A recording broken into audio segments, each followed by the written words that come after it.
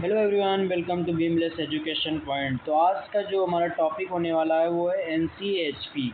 आप लोगों को पता होगा कि जो बीमलेस 2026-27 बैच का सिलेबस है वो पूरी तरीके से चेंज हो चुका है। तो वो चेंज किसने किया है? एनसीएचपी ने। तो बहुत सारे बच्चों का डाउट्स था कि एनसीएचपी है क्या और इसका मतलब ये कब स्टेबलाइज्ड हुई थी, इसका मोटिव क्या है, इसने जो बीमलेस का सिलेबस चेंज किया है उसका पर्पस क्या है। तो आज इस लेक्चर में हम लोग इन्हीं सब चीज़ों पे बात करने वाले हैं। तो आप लोग इस लेक्चर को पूरा देख के जाइएगा, आपको समझ में आ जाएगा कि एनसीएचपी है क्या और इसका मोटिव क्या है, और इसने बीमलेस का जो सिलेबस चेंज किया है उसका हम लोगों को बेनिफिट्स क्या क्या मिलने वाले हैं। तो सबसे पहले हम लोग बात करते हैं कि एनसीएचपी है क्या। तो एनसीएचपी का जब फुल फॉर्म की बात करें तो national commission for allied and health care professions means कि जो हमारा ये एनसीएचपी है ये एक तरह की कमीशन है, नेशनल कमीशन है जो गवर्नमेंट ऑफ इंडिया द्वारा मतलब स्टेबलाइज्ड की गई है।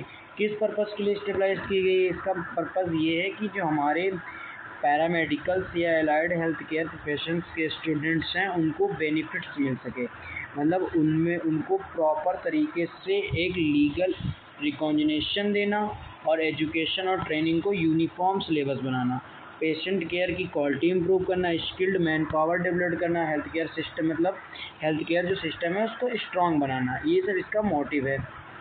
अब एनसीएचपी जो है वो स्टेबलाइज्ड कब हुआ? 2021 में। इस फील्ड में बहुत पहले से ही वर्क चल रहा था, पर अगर इस बात करें कि लीगली इसको जब ऑफिशियली या लीगली रिकॉग्नाइज कब किया गया? 2021 में। 2021 में एनसीएचपी को लीगल रिकॉग्निशन मिली by the government of India. अब जब इसको लीगल रिकॉग्निशन मिली तो इसने वर्क किस चीज़ पे काम वर्क करना स्टार्ट किया। एनसीएचपी का मेन जो मोटिव था वो हमारे जो एलाइड हेल्थ केयर स्टूडेंट्स हैं या एलाइड हेल्थ केयर प्रोफेशंस हैं उनको इम्प्रूव करना था। क्या करना था? इम्प्रूव करना है। जैसे कि इसमें जो हमारी एजुकेशन है या ट्रेनिंग है या रजिस्ट्रेशन है या quality standards for allied health care professions in India. मतलब कि अभी तक क्या था, जो हमारे पैरामेडिकल्स के स्टूडेंट्स थे उन्हें इतना ज़्यादा स्टैंडर्डाइज्ड या इतना ज़्यादा क्वालिटी उनकी इम्प्रूव नहीं थी इंडिया में।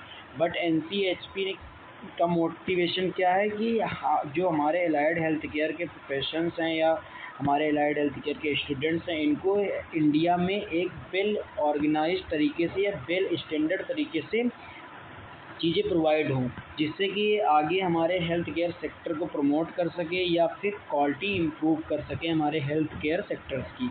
तो उसके लिए क्या था, अभी तक जो मतलब बीमलेस के सिलेबस हम लोग पढ़ रहे थे उसमें सिलेबस में सारे टॉपिक्स हमारे एलटी और जो हमारे लैब से रिलेटेड थे, पर वो क्या थे, एक तरीके से वेल ऑर्गेनाइज नहीं थे, क्योंकि इसके पास कोई ऐसी कम्युनिटी नहीं थी जो अच्छे से इसका सिलेबस बना के दे, अच्छे से इसको रिकॉग्नाइज करे, रेगुलेट करे।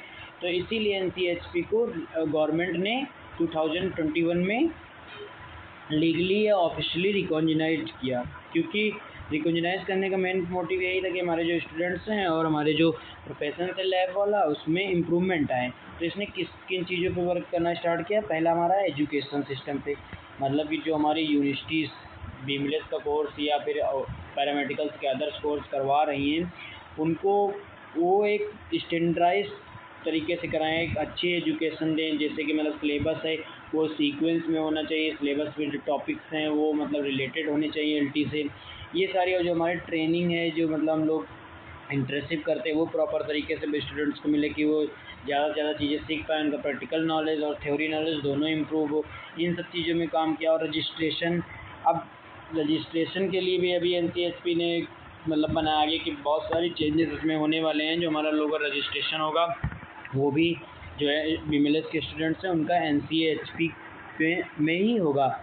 और उसके बाद क्वालिटी स्टैंडर्ड्स मतलब क्वालिटी को इम्प्रूव करना, हमारे जो लैब प्रोफेशंस हैं उनको क्वालिटी को इम्प्रूव करना कि उनकी जो इन फ्यूचर में जॉब की अपॉर्चुनिटीज़ हैं वो बढ़ जाएं।